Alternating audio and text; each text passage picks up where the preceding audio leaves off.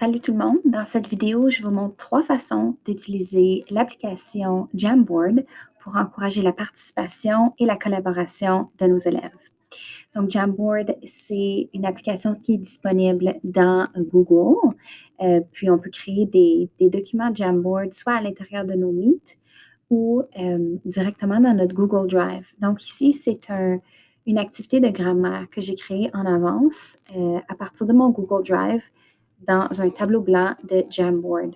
Donc, c'est le concept de phrase de base, puis j'utilise ici les pense-bêtes. Donc, si vous voyez à la gauche, le pense-bête, c'est comme un post-it sur lequel les élèves écrivent des mots, des bouts de phrases.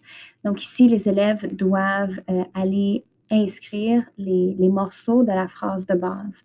Donc, c'est une façon un peu plus interactive, colorée, qui permet aux élèves de travailler directement sur un tableau. Moi, si je le partage dans Classroom, je peux créer une copie par élève et ensuite naviguer dans chacun des Jamboards des élèves pour pouvoir vérifier leur compréhension. C'est un peu comme si j'invitais les élèves à venir au tableau blanc dans la salle de classe pour démontrer leur travail.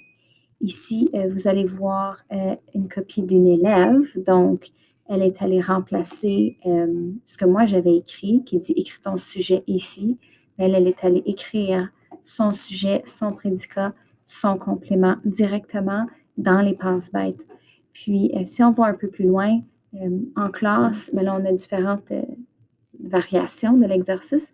Après ça, en classe, les élèves avaient présenté leurs phrases. Je les avais écrites au tableau, puis j'avais demandé aux élèves de se créer un tableau vide à la fin. Puis là, ils utilisaient l'outil de texte ici pour écrire la phrase et ensuite le stylet, le stylo pour aller surligner les différentes composantes. Donc, c'est une façon où est-ce que les élèves pouvaient être en action pendant la leçon, ils n'étaient pas juste assis à regarder, ils pouvaient travailler activement dans leur document. Une autre utilité, mais c'est pour le partage d'idées. Donc, lorsque j'ai enseigné les figures de style, j'ai créé un Jamboard pour la classe et j'ai donné l'accès à ce même Jamboard-là à tous les élèves. Donc ici, chacune des pages est pour une différente figure de style.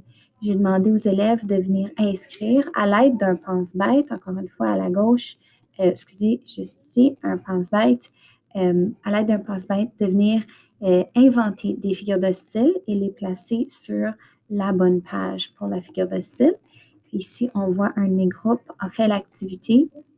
Donc, on voit pour l'allitération, les élèves sont venus ajouter leur figure de style qu'ils ont inventée. Je leur avais dit d'essayer d'ajouter une idée par page, par cadre. On voit que c'est pas nécessairement le cas, là. Ce qui est arrivé, il y en a qui étaient plus difficiles que d'autres. Puis après ça, bien évidemment, j'ai projeté ça sur le TBI en salle de classe. Puis on a pu les lire ensemble, puis vraiment voir, lire le travail des autres, puis partager ça. Donc, chacun des élèves a été capable d'aller inscrire ses réponses dans un document commun à tous. Donc, encore une fois, ils étaient actifs dans la leçon. Tout le monde était en train d'écrire et de produire en tout temps. Une autre façon que j'ai utilisé Jamboard, c'est pour un travail d'équipe. Donc ici, on travaillait le champ lexical, puis les élèves devaient soulever des mots qui étaient dans une chanson. Donc chaque équipe, donc j'ai écrit le nom de l'équipe sur le coin ici, chaque équipe avait son propre cadre. Puis ils utilisaient encore une fois le pense-bête pour venir ajouter les mots qu'ils découvraient. Donc on voit ici l'exemple d'une classe où est-ce que, bien, chaque équipe est allée inscrire ses réponses dans le document. Donc, sans pouvoir se réunir ensemble physiquement dans la classe, les élèves étaient capables de collaborer sur la même page, dans le même document. Ça aurait pu se faire également si on avait été à distance de la maison. Donc, c'est ça. Ça leur a permis de travailler en équipe puis de partager leurs réponses. Donc ça, c'est seulement 3 façons qu'on peut utiliser Jamboard pour s'assurer que nos élèves sont activement en train de travailler là, en classe pendant nos leçons. Merci.